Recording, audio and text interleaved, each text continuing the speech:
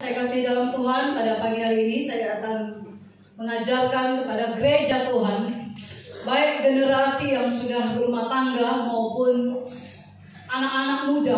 Ya, di tempat ini ya banyak anak-anak muda, mahasiswa, profesional muda, dan juga anak-anak remaja, ya, dan keluarga-keluarga, ada beberapa yang tidak hadir. Kita akan belajar bersama-sama di tengah-tengah situasi tantangan yang tidak mudah. Saudara, kita gereja Tuhan harus, saudara, menyikapi keadaan zaman yang terjadi. Salah satunya adalah mempersiapkan generasi di gereja, mempersiapkan generasi di masyarakat, di pemerintahan, di bangsa kita ini. Generasi yang unggul, katakan unggul. Unggul itu berarti tangguh, kuat jiwanya, mentalnya.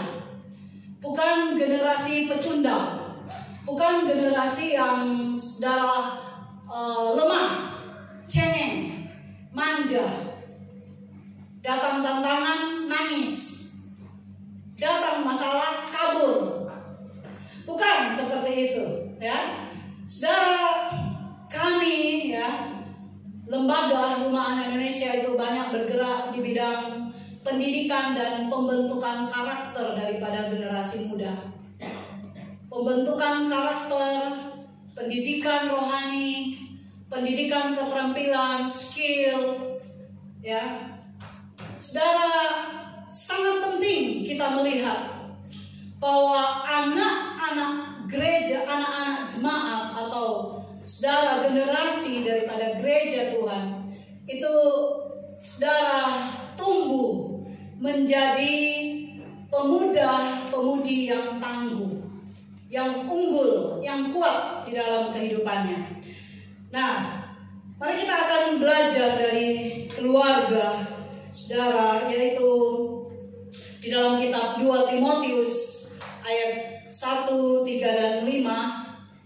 Kita akan membaca bersama-sama sampai ayat yang kelima. 1, 2, 3. Aku mengucap syukur kepada Allah yang kulayani dengan hati yang murni seperti yang dilakukan nenek moyangku. Dan selalu aku mengingat engkau dalam permohonanku, baik siang maupun malam. Dan apabila aku terkenang akan air matamu yang kau curahkan, aku ingin melihat engkau kembali, supaya penuhlah kesukaanku.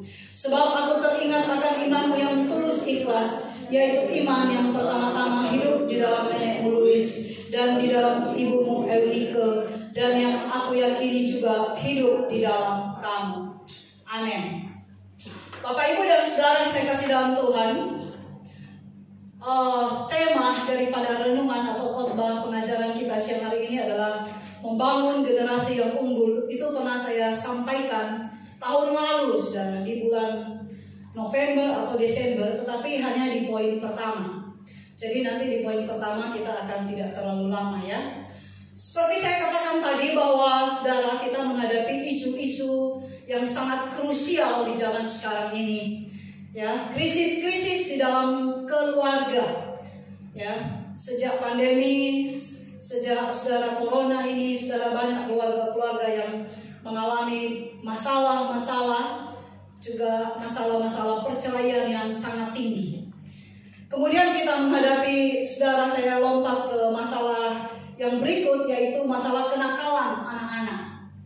Ya, kenakalan anak-anak yang sekarang, saudara, banyak terjadi, begal, ya, di mana-mana, tawuran di mana-mana, antar sekolah, antara anak-anak sekolah, ya, saudara, berkelahi, entah oleh karena masalah yang sepele saja, tetapi tawuran itu mengakibatkan korban jiwa banyak.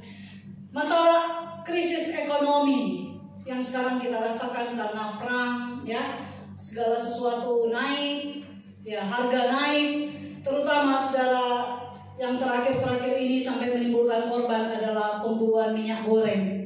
Saya kira ibu-ibu di sini tidak ada yang berburu minyak goreng. Pemburuan minyak goreng di mana-mana, saudara. Akibatnya, saudara, di Makassar ada seorang ibu yang meninggal karena ternyata ketika antri dia terjepit, asmanya itu saudara, dia sesak napas dan akhirnya dia meninggal. Saudara, sangat miris ya apa yang terjadi di bangsa kita, dan gereja Tuhan saudara harus kuat dan teguh, terlebih generasi mudanya. Amin. Bagaimana membangun ya, cara membangun generasi yang unggul? Mari kita lihat di dalam 2 Timotius pasal 3 ayat 14-15. Kita baca bersama-sama. 1, 2, 3. Tetapi hendaklah engkau tetap berpegang pada kebenaran yang telah engkau terima, dan engkau yakini dengan selalu mengingat orang yang telah mengajarkannya kepadamu. Ingatlah juga bahwa dari kecil engkau sudah mengenal kitab suci yang dapat memberi hikmat kepadamu dan menuntun engkau kepada keselamatan oleh iman kepada Kristus Yesus. Amin. Bapak, Ibu, dan saudara yang saya kasih dalam Tuhan, menjadi orang tua teladan ya, yaitu panggilan yang sangat mulia bagi keluarga-keluarga ya. Ketika seseorang diberkati dalam pernikahan yang kudus, dia sudah mendapatkan satu amanah dari Tuhan untuk dia menjadi orang tua. Dan di dalam kehidupan mereka sebagai orang tua, dipercayakan anak-anak yang Tuhan berikan. Nah, Bapak Ibu yang kasih dalam Tuhan, orang tua adalah pendidik yang utama. Keluarga adalah tempat pendidikan yang utama dalam pembentukan mental yang kuat, karakter yang kuat. Jadi kadang-kadang ya, kalau cara berpikir salah, orang tua berpikir itu sekolah yang punya tanggung jawab. Itu gereja yang punya tanggung jawab penuh. Tetapi saudara, sebenarnya panggilan yang Tuhan ajarkan yang utama adalah orang tua. Orang tua adalah inti dalam mendidik anak-anaknya. Ya. Orang tua mengarahkan mereka ke jalan yang lurus, ke jalan yang benar. Jadi kalau anak dalam titik tertentu dalam perjalanan hidupnya dia jatuh, dia terlibat pergaulan yang buruk. Kalau perempuan, maaf kata, dia hamil di luar nikah, terlibat obat-obatan, itu sebenarnya yang menjadi penanggung jawab utama adalah papa mamanya, bapak ibunya. Saudara, gereja Tuhan memiliki tanggung jawab untuk mengajar kepada jemaat. Itulah sebabnya saudara, 1 bulan 1 kali saya menyeimbangkan pengajaran di gereja Tuhan di tempat ini. Salah satunya adalah masalah keluarga, masalah generasi muda, masalah anak-anak. Supaya saudara, karena kita tidak mengadakan seminar keluarga, dulu pernah kita mengadakan, tapi sebenarnya banyak materi, banyak sumber di mana jemaat Tuhan bisa belajar. Nah, menjadi orang tua teladan seperti ya nenek daripada Timotius ini, ya, dan ibunya, bapaknya tidak disebutkan, tetapi rupanya peranan seorang nenek dan peranan seorang ibu sangatlah besar. Karena mama atau ibulah yang 24 jam itu bersama-sama dengan anaknya. Bahkan sejak anak di dalam kandungan itu ya, secara kejiwaan mental ibu itu berpengaruh hampir 90% terhadap pembentukan bayi dalam kandungan dan terhadap pembentukan dia setelah keluar dari kandungan 0 sampai 12 tahun usia emas. Nah, Bapak Ibu dan saudara yang saya kasih dalam Tuhan, ingatlah juga bahwa dari kecil, jadi peranan seorang ibu dari kecil, karena pasti papanya pergi kerja, sehingga kecil itu anak itu bersama mamanya. Nah, tapi di zaman modern ini banyak juga mama-mama, ibu-ibu itu bekerja, tapi selalu ada cara bagaimana supaya anaknya itu tidak terlantar, tetapi bisa diurus, bisa dididik. Nah, Bapak Ibu dan saudara yang saya kasih dalam Tuhan, jadi menjadi orang tua teladan adalah panggilan. yang sudah menjadi orang tua dan punya anak-anak, katakan amin. Ya, yang punya cucu, kalau anaknya sudah menikah ya cucu. Ya, kita yang dipercaya menjadi orang tua di rumah anak Indonesia, dipercaya menjadi guru-guru pendidik di sekolah, ya, pengajar, guru di SD, di PAUD itu, pembentukan usia dini itu sangatlah penting. Nah, Bapak Ibu dan Saudara yang saya kasih dalam Tuhan, di poin yang pertama menjadi orang tua teladan adalah orang tua menjadi teladan dalam hal iman. Katakan iman. Iman adalah fondasi kehidupan. Iman adalah fondasi karakter dan kehidupan seorang anak. Ya. Secerdas-cerdasnya anak, tanpa iman dia bisa binasa. Tanpa iman yang kuat dia bisa hancur. Itulah sebabnya, saudara, membawa anak-anak untuk mengenal juru selamat. Mengenal juru selamat, bukan saja membawanya, saudara, beribadah di gereja, beribadah di sekolah minggu, beribadah di rumah, tetapi memastikan bahwa anak-anak kita mengenal juru selamat di dalam dunia. Ketika dia mengenal Allah dalam hidupnya, maka dia tahu dia diciptakan untuk apa di dalam dunia ini. Dia diciptakan untuk tujuan apa di dalam dunia ini. Banyak anak-anak memasuki usia remaja mencari identitas diri. Ketika dia tidak tahu dia diciptakan, dia dilahirkan untuk apa, dia mengalami kebingungan. Kemudian dia mengalami, ya, saudara bisa mengalami stres dengan adanya tekanan-tekanan dalam lingkungan pergaulan dia di sekolah, SMP, SMA, ya. Identitasnya dia itu, saudara, dia mengalami kebingungan. Apalagi kalau dia di rumah mengalami kekacauan karena rumah tangga papa mamanya tidak hangat, sering berantem, mendapatkan tekanan-tekanan, abuse fisik, abuse mental, kata-kata yang negatif, kata-kata yang menghancurkan. Maka anak-anak, saudara, akan bertumbuh, ya, di dalam ketidakpercayaan diri, sehingga dia tidak aman. Saudara yang saya kasih dalam Tuhan, saya mengenal beberapa keluarga, saudara, ya. Ada yang di tempat kami dulu pelayanan di Kebumen, ada juga, saudara, beberapa teman di Jakarta. Anaknya sudah mencapai sarjana manajemen ekonomi, dan dia stres. Ya, saya pernah menceritakan, ya. Ada yang lulusan daripada, saudara, universitas yang terkenal, stres. Karena apa? Karena fondasi imannya itu rapuh. Itulah sebabnya fondasi iman dalam poin yang pertama itu sangat penting. Orang tua tidak boleh menganggap sepele, ya. Apalagi situasi seperti ini, keadaan yang tidak menentu, ya. Tantangan yang dihadapi oleh anak-anak kita ini sangatlah, saudara, besar di masa-masa yang akan datang. Tidak mudah bagi mereka. Tetapi kalau Bapak Ibu membawa mereka untuk mengenal juru selamat, kita sendiri sebagai orang tua bertumbuh dalam pengenalan akan Allah yang hidup. Dan anak-anak kita itu mereka mengenal Tuhan dari kecil. Maka, saudara, kita bisa memastikan bahwa generasi yang kuat, generasi yang unggul di masa yang akan datang, bisa meneruskan rumah tangga, pekerjaan kita, dan semua yang Tuhan wariskan dalam hidup mereka. Nah, saudara, pada gambar yang pertama, saudara melihat di rumah anak Indonesia, disiplin rohani menempati, saudara, urutan yang pertama. Doa di pagi hari. Jam 4 pagi mereka sudah berdoa. Saudara-saudara kita sudah bangun, saudara sepupu kita, mereka juga sudah bangun. Cuci muka, minum air, kemudian masuk di dalam ruang ibadah, ruang doa. Mereka harus membaca Alkitab. Tahun lalu mereka sudah khatam membaca Alkitab dari Kejadian sampai Wahyu. Sekarang sudah masuk lagi dari kitab Kejadian. Sekarang sudah di kitab Keluaran.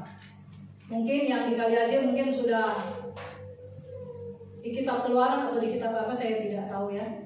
Tapi semua programnya sama. Saudara, kita melihat anak-anak dari kecil dilatih mengenal Allah. sehingga dia tahu siapa yang menciptakan dia. Dia mengenal bahwa dirinya itu spesial di mata Tuhan. Walaupun dia ada yang tidak diingat oleh keluarganya, ada yang ditaruh di rumah anak Indonesia tidak pernah ditelepon 1 tahun, 2 tahun, tidak pernah dikirimin, buru-buru dikirimin uang, ditelepon pun tidak, dilupakan. Tapi saya juga heran, anak-anak itu juga kadang-kadang lupa sama orang tuanya. Saya tanya ya, salah satunya yang saya tanya itu Jefferson. Ketika saudara dia di rumah, saya tanya sama dia itu, mamamu namanya siapa? Siapa ya? Sambil kita nyuci-nyuci baju ini kan ya. Kebetulan saudara hari Sabtu menginap di Tragung untuk hari Minggu sekolah Minggu. Jadi siapa nama mamanya? Siapa ya? Dia gitu garuk-garuk kepalanya. Terus dia bilang, lupa saya mami. Namanya lupa. Kalau papamu ingat tak? Oh ingat. Papa saya itu guru. Oh iya, bagus. Kebanyakan anak-anak lupa mamanya siapa? Namanya siapa tidak tahu. Saudara yang saya kasih dalam Tuhan, dengan dia mengenal Allah, dia akan dipulihkan. Dengan mengenal Allah, dia akan melihat bahwa Allah itu mengasihinya, Allah itu menerimanya, Allah itu sayang sama dia. Bapak, Ibu, dan saudara yang saya kasih dalam Tuhan, kita masuk ke bagian yang kedua, saudara. Karena bagian yang pertama, kalau pada waktu itu Bapak Ibu hadir, saudara sudah bisa mengingat ya. Bagian yang kedua, saudara, untuk orang tua menjadi teladan adalah di dalam hal tanggung jawab sebagai ayah, sebagai ibu, sebagai papa, sebagai mama. Ketika seseorang berkomitmen menikah, maka dia harus sudah siap, dia akan menjadi orang tua. Ya. Dia akan menjadi papa, mama. Dia akan menjadi ibu atau menjadi ayah. Baik anak yang dipercayakan oleh Tuhan kepadanya, atau ada anak-anak yang dikasih oleh Tuhan, tidak dilahirkan dari rahim, tetapi dikasih sama Tuhan untuk kita bawa dia kepada Tuhan, untuk dia kita cintai seperti kita mencintai anak kandung kita. Saudara saya kasih dalam Tuhan, teladan dalam tanggung jawab adalah sangat penting, karena anak-anak itu, saudara, mereka meniru, mereka melihat, mereka meniru. Papaku itu rajin enggak ya? Dia lihat jam, papanya bangun jam 10. Masih kecil dia udah lihat. Dia lihat mamanya pintar bersolek, tapi rumah kotor. Dia lihat. Dia dengar apa yang orang tuanya bicarakan. Dan itu membentuk dia untuk belajar tanggung jawab. Saudara yang saya kasih dalam Tuhan, dalam kitab Kolose Pasal 3 ayat 21, hai bapak-bapak, janganlah sakiti hati anakmu, supaya jangan tawar hatinya. Saudara, ini berbicara tentang tanggung jawab seorang ayah, supaya seorang bapak itu menghadirkan kehangatan dalam keluarga, menghadirkan kasih bagi istri dan anaknya. Itu kepala keluarga. Sebab selain kepala keluarga itu sebagai penyedia kebutuhan, menafkahi keluarganya, itu sudah jelas.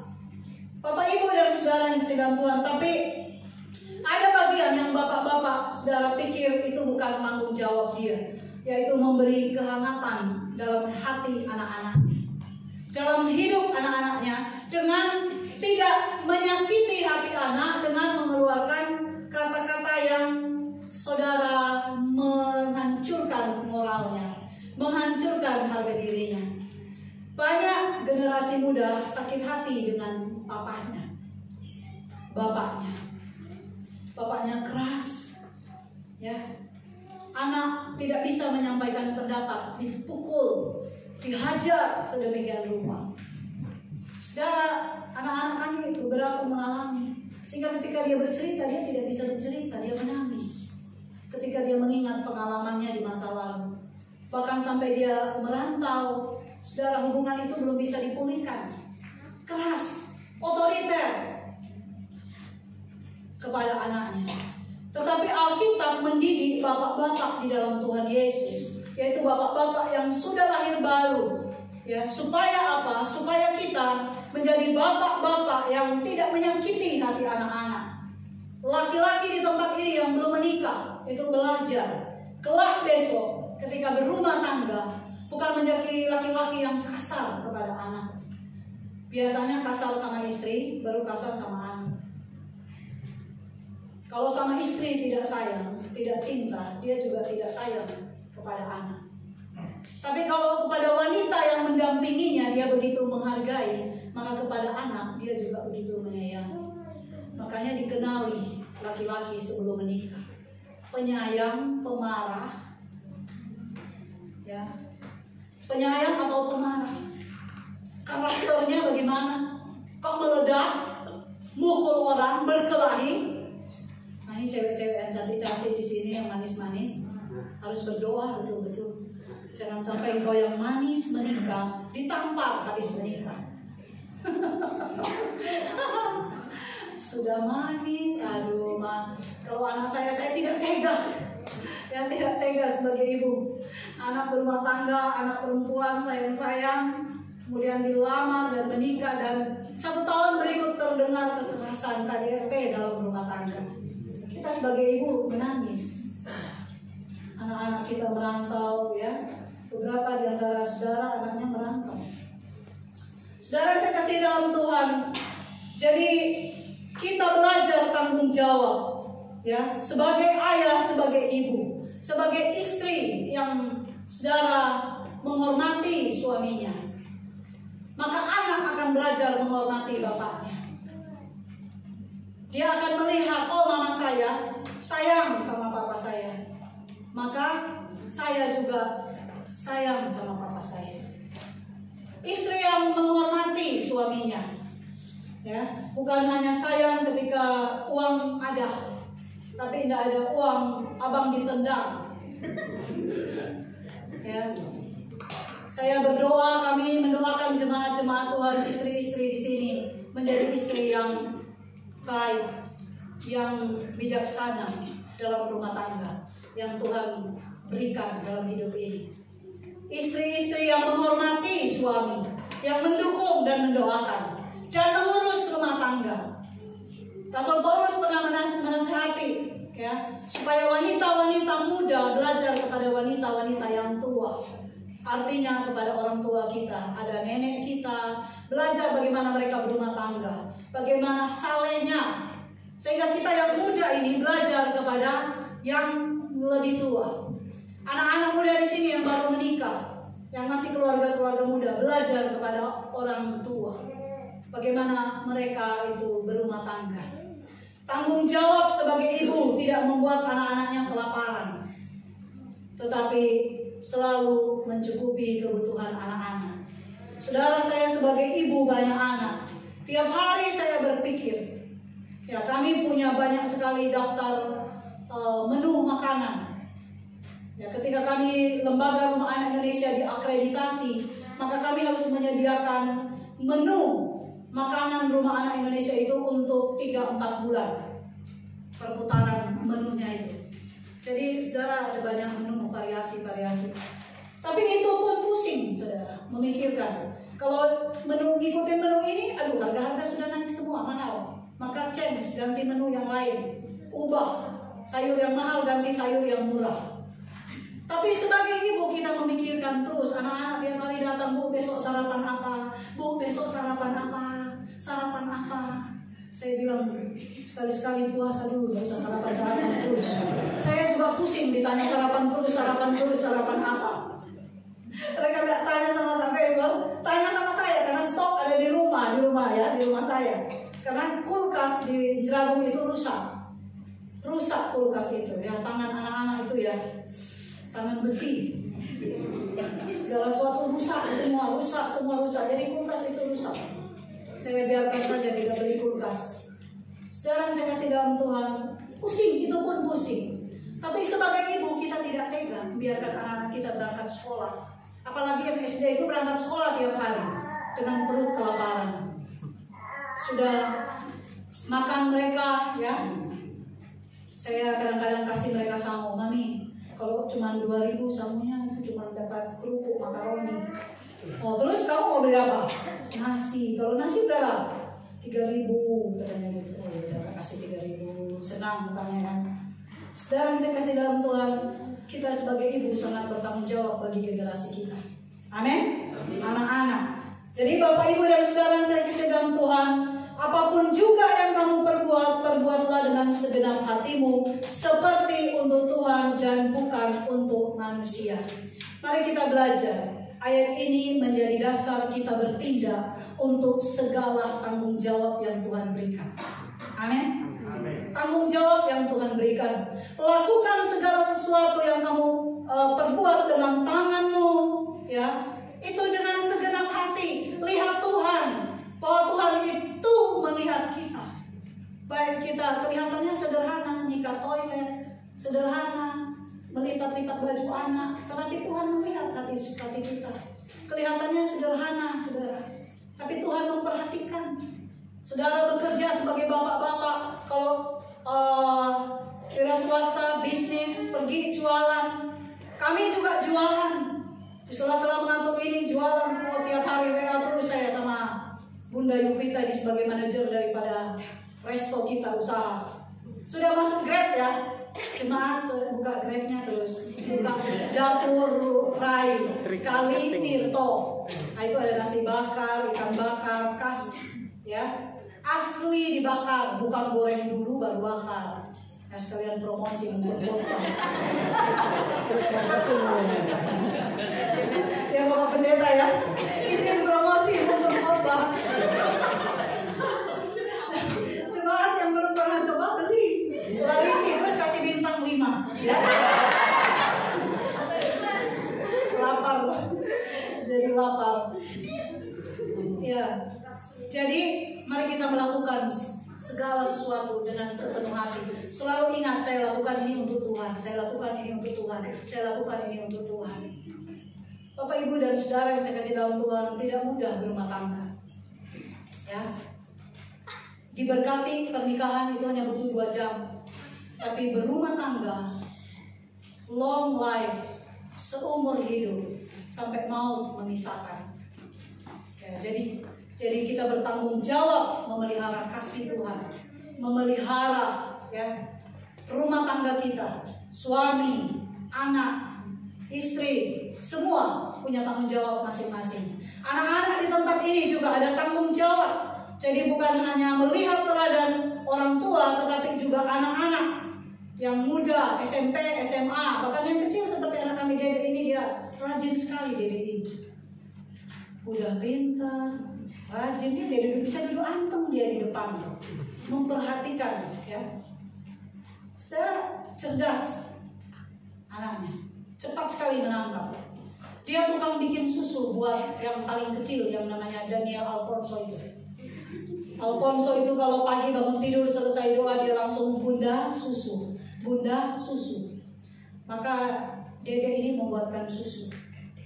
Sana pergi minta sama abang Dede. Dulu dia dipanggilnya Dede karena ada Alfonso, maka dia naik derajat jadi abang. Jadi abang Dede. Dulu dia paling Dede soalnya. Ketika ada Dede lagi, maka dia naik menjadi abang Dede. Dan sekarang tugasnya abang Dede ini yang membuatkan Alfonso, Dede Alfonso itu susu. Dan dia pintar, dia bisa membuatkan takaran. Berkat apa? Berkat latihan daripada budaya kita. Mencuci baju dan lain sebagainya. Nah, Bapak Ibu dan Saudara yang saya kasih dalam Tuhan, saya kasih beberapa gambar menolong saudara untuk melihat tanggung jawab. Itu gambar anak-anak saudara di hari Minggu itu, minggu lalu itu ya. Hari Minggu ketika mereka datang mau beribadah, anak-anak yang kecil itu ya, mau ibadah. Itu dia Nias bantu-bantu saudara, kalau dia tidak belajar online selesai tugas dia bantu, biarpun cuma kipas-kipas tidak apa-apa jadi foto model. Tapi dia bantu, dia jualan, dia rajin ya. Dia jualan. Saking rajinnya saudara, ketika pernah libur lama tidak jualan karena COVID, dan akhirnya jualan lagi. Ya, di sore hari jualan lagi. Bunda membuatkan gorengan dan Denias, Christian, siapa lagi itu pergi jualan. Pergi jualan dari 3:30 sampai 6:30 udah pulang-pulang. Akhirnya Bunda Yuvita itu ketar-ketir, aduh kemana nih anak-anak ini? Mana nih udah pulang-pulang? Akhirnya nyuruh yang besar cari. Lu jangan sampai hilang ini anak-anak. Bahaya nanti kita ini. Akhirnya didapat dan mereka pulang ya. Pulang dan apa yang terjadi saudara? Jualannya tidak ada yang laku. Ini aneh bin Abdul Qadir Munsif. Jualan kok tidak ada yang laku itu belum pernah terjadi. Biasanya Denias itu kalau jualan dia pulang itu selalu kosong. Kalau sisa itu 2, malah dia itu dapat sangu. Sering dia dapat uang. Orang beli cuma harga 10.000 bayar 20. Orang beli kadang cuma harga 20, kasih uang 100.000, kasih uang 50.000. Sisanya itu untuk yang jualan itu. Banyak mereka bonusnya ketika jualan. Tapi kali itu betul-betul pusing Bunda Yuvita. Akhirnya ya sudahlah, nggak laku, ya udah kasih kalian makan aja, makan. Tapi aneh kok nggak laku ya. Nggak ada satupun uang yang masuk hari itu. Kemudian 1 hari berikutnya, satu anak itu tidak tahan hati nuraninya terhadap kebenaran. Dia membuat pengakuan dosa. Dia bilang, Bunda, minta maaf. Sebenarnya itu kemarin bukan tidak laku, tetapi kami itu tidak jualan. Kaget banget. Kok bisa? Kita itu berhenti di rumah di belakang ada pohon rambutan. Buahnya banyak sekali merah-merah. Dan Denias berhenti di situ dan menatap pohon rambutan. Dan dia mengingini milik orang lain. Akhirnya dia dengan jiwa leadership-nya dia itu ada leadership-nya. Ayo kita semua naik rambutan. Lalu yang kakak bilang, Denias kita disuruh jualan dulu, jangan lama-lama. Nggak usah, naik rambutan. Mereka naik rambutan, duduk di atas pohon, betik-betik dan makan rambutan sampai malam. Langsung tensinya Bunda naik. Panggil semua. Panggil dan mendapatkan hukuman supaya bertobat. Itulah cerita Denias. Itulah anak-anak ya. Saya mengajar Manasye dan anak-anak yang lain kemandirian untuk menyetrika pakaian. Usia sudah 10, 11, 12 tahun harus bisa setrika baju. Ya, saya ajarin. Mengajar anak-anak perempuan membuat kue. Ini biapong, donat, roti goreng ya. Satu menu, satu resep, tapi bisa untuk macam-macam kue. Dan sudah bisa saya lepas. Tadi pagi mereka sarapan sama biapong. Cuma tidak dibagikan karena capek buatnya banyak. Cuma bikin 2 kilo ya untuk kali aja juga tidak dapat karena kurang mengembang bagus jadinya sedikit. Nah, tetapi mereka sudah bisa ya. Saya melatih anak-anak. Melatih memasak, melatih mencuci, pekerjaan. Ya, selain saudara pekerjaan rohani itu ada pekerjaan di rumah yang harus kita lakukan. Mungkin Bapak Ibu punya pekerjaan, kerja di kantor, kerja sebagai guru, kerja usaha, tetapi tanggung jawab untuk melatih anak-anak itu juga harus dilakukan. Kita tidak boleh melalaikannya. Sehingga anak-anak saudara, kalau kita dipanggil oleh Tuhan, maaf, kadang-kadang orang dipanggil tiba-tiba. Anak-anak yang ditinggalkan itu bisa mandiri, bisa tahu mengurus diri, siap, tahu masak mie, tahu masak air, tahu goreng, tahu tempe, tahu bikin tempe cabai hijau, tahu memasak untuk dirinya, tahu masak nasi. Banyak anak-anak nggak tahu masak nasi. Ya, diraih kita lagi anak-anak masak nasi. Hasilnya kadang-kadang saudara tidak matang, airnya kurang, magicnya malah rusak, tak tahu dicolok kemana gitu. Aduh. Tapi itulah training yang harus kita berikan sehingga anak-anak ya mereka mandiri. Amin Bapak Ibu. Yang terakhir, nah ini khotbah terakhir ini sudah jam 10 ya. Cepat kan?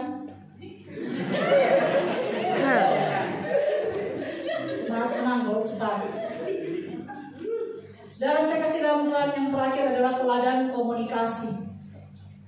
Mari kita membaca Efesus pasal 4 ayat 29. 1, 2, 3. Janganlah ada perkataan kotor keluar dari mulutmu, tetapi pakailah perkataan yang baik untuk membangun, di mana perlu, supaya mereka yang mendengarnya beroleh kasih karunia.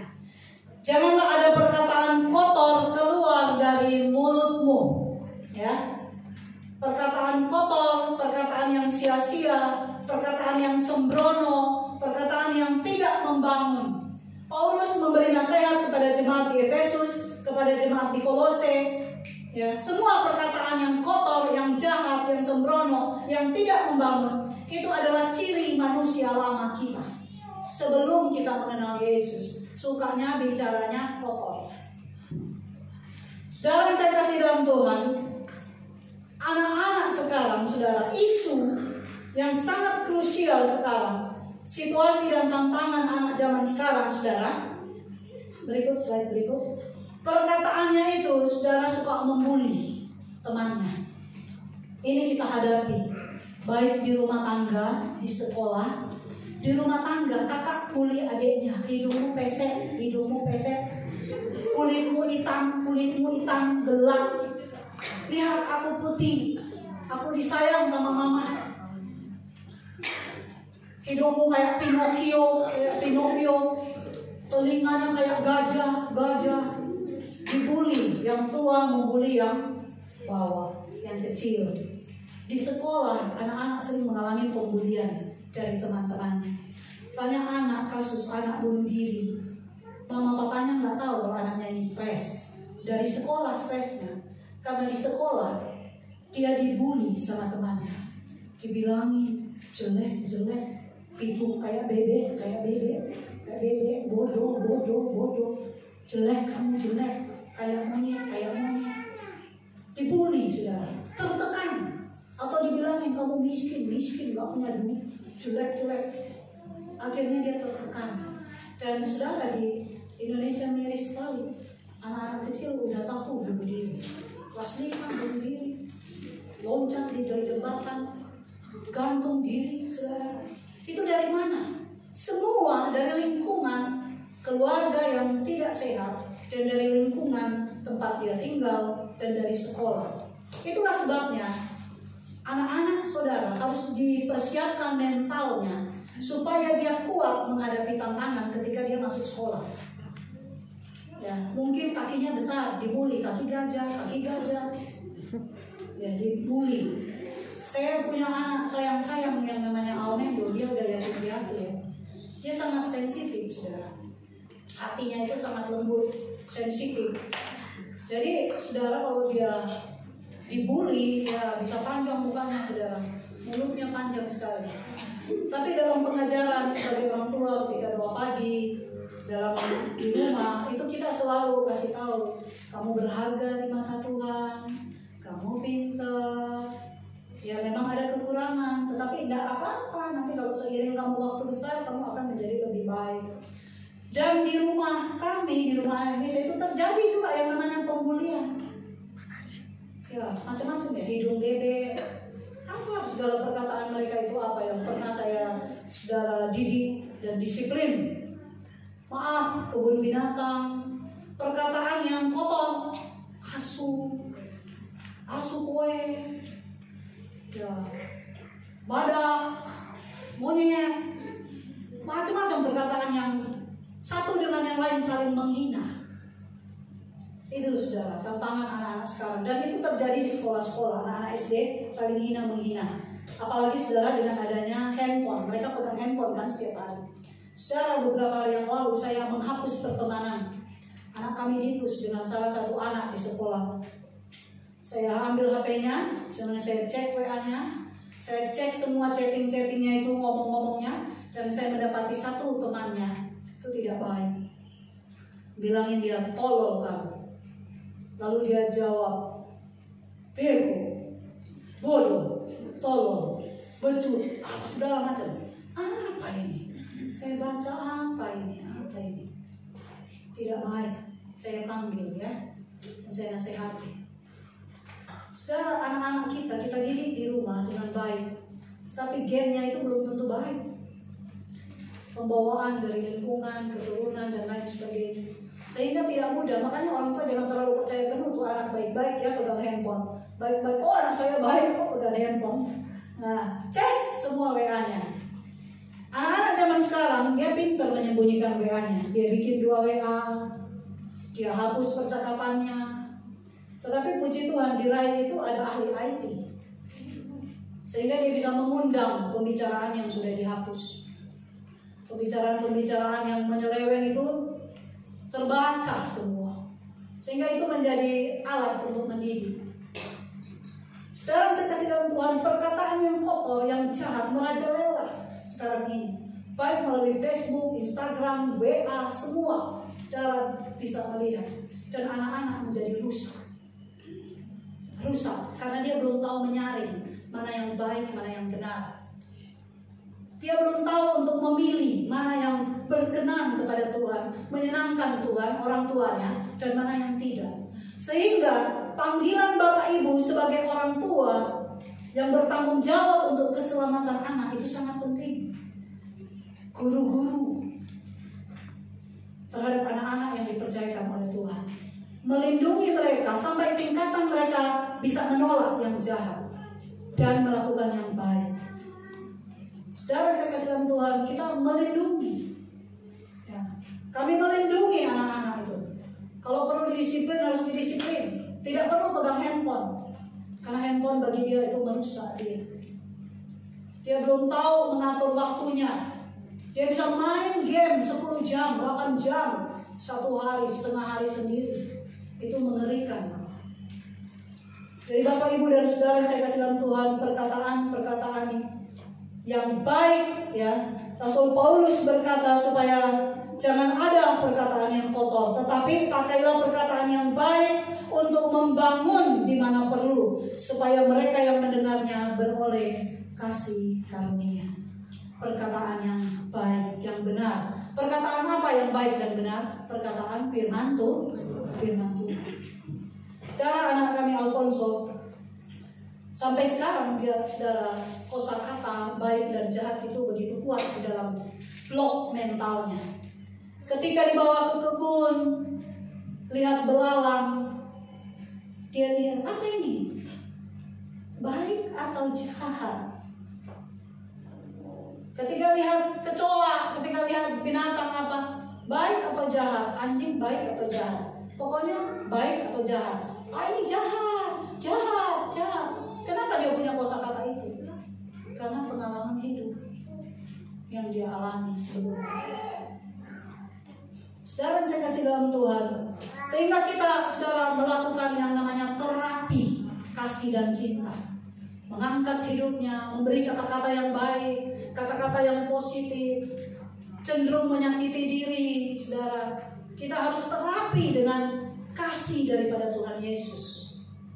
Saudara, saya kasih dalam Tuhan, anak-anak berperilaku yang, saudara, mengeluarkan kata-kata yang jahat, karena kadang-kadang pengalaman hidup di masa lalu yang dia alami. Jadi mari kita gereja Tuhan, saudara, bangkit, keluarga bangkit, Bapak Ibu bangkit, ya, untuk generasi yang dipercayakan oleh Tuhan, sehingga mereka menjadi generasi yang, saudara, kuat imannya, kuat mentalnya, punya tanggung jawab. Karena anak-anak akan bersaing 10 tahun lagi. Anak-anak SMP, SMA itu bersaing kerja. Kalau dia tidak terbiasa bertanggung jawab, kena eliminasi. Kerja di tingkat yang sederhana, Alfamart, Indomaret tidak bisa diterima karena salah hitung barang. Dicek, dites, salah hitung barang, salah buat laporan, tidak cekatan, tidak jujur, tidak rajin, malas, cuma mau uang, tapi malas. Eliminasi itu, tidak keterima kerja. Di mana-mana yang namanya, saudara, karakter yang benar, mental yang kuat. Dengar suara keras sedikit, menangis. Yang anak kami, ada anak kami juga dengar suara keras sedikit, nangis. Saya bilang, kamu jangan kaget kalau dengar suara keras. Sepertinya orang tua marah, tapi memang kadang-kadang orang tua marah untuk mendidik anaknya. Nanti kalau kamu kerja di luar, suara lebih keras lagi bisa kamu dengar, lebih kasar lagi, tapi mentalmu sudah kuat menghadapi itu. Nah, Bapak, Ibu, dan Saudara yang saya kasih dalam Tuhan, dimulai dari kita, generasi yang tua, ya, generasi yang sudah lama berumah tangga, kita bangkit dan menjadi pelindung, pendidik untuk anak-anak, mengarahkan mereka ke jalan yang benar, menghadapi tantangan zaman ini, sehingga anak-anak kita semua bisa mengerti kehendak Tuhan. Amin. Mengerti kehendak Tuhan, dan mereka hidup berkenan kepada Tuhan, menyenangkan Tuhan, dan diberkati oleh Tuhan, sehingga mereka, saudara, hidupnya di masa-masa yang akan datang, mereka, saudara, lebih berbahagia, lebih diberkati, lebih menjadi berkat bagi banyak orang. Amin. Pertanyaan refleksi untuk orang tua. Apakah Bapak Ibu sudah menjadi teladan bagi anak-anak? Ya. Pertanyaan refleksi itu pertanyaan perenungan. Kita jadi teladan nggak sih? Tutur kata kita, perbuatan kita di rumah. Karena rumah itu adalah tempat pembentukan yang utama. Kemudian pertanyaan refleksi untuk anak-anak. Apakah engkau menjadi anak-anak yang taat? Menjadi anak-anak yang menuruti ajaran atau teladan orang tua kandung, orang tua rohani? Apakah kita menjadi anak-anak yang taat di dalam perintah-perintah daripada Tuhan dalam hidup kita? Ini yang bisa saya bagikan pada pagi hari ini. Kiranya kita sebagai generasi muda terus bangkit berjuang. Yang kuliah, yang kerja, yang menyelesaikan skripsi, yang mengajar, yang masih SMP, yang masih SD, anak-anak yang SD membutuhkan banyak topangan. Masih baby seperti Niko, sangat sepenuhnya bergantung kepada orang tuanya. Bapak, Ibu, dan Saudara yang saya kasih dalam Tuhan, mari kita akan berdoa. Pertama-tama saya akan berdoa untuk semua orang tua.